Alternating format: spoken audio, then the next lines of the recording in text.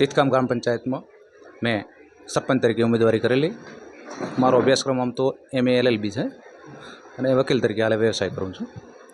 અમારી વિરુદ્ધ 3 ઉમેદવારો હતા. ટોટલ અમે 4 ઉમેદવારો હતા, જેમાં હું સારા એવા મતોથી વિજયી થયો. 100% લોકોએ મારા જે કામ કરવાની સ્ટાઇલ તેમજ ગામ લોકોને મારો અંદાજ પસંદ આવ્યો. તેમજ ગામ લોકોએ એક શિક્ષિત માણસને છેલ્લા ઘણા વર્ષોથી જે સરપંચો આવતા હતા એ કદાચ ઓછા ભણેલા હોવાથી ગામને નુકસાન જતું હતું અને ગામ લોકોનો એવો વિચાર હતો કે ખરેખર શિક્ષિત માણસ હોય તો ગમે ત્યાં જઈને બોલી શકે, ગમે ત્યાં જઈને લોકોનું કામ ઘટાડી શકે, કે ગમે તે કોઈ કચેરીમાં જાય તો એ પાછો ન પડે, ડરે નહીં.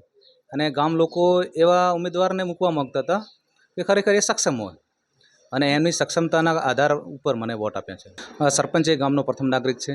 ગામમાં વિકાસના સારા એવા કામો હોવા જોઈએ, જે રોડ, રસ્તા અને પાણીની, ખાસ તો ગામને પાણીની સમસ્યા અમારા ગામની મોટી હતી અને દરેક ગામમાં આ સમસ્યા કોમન છે.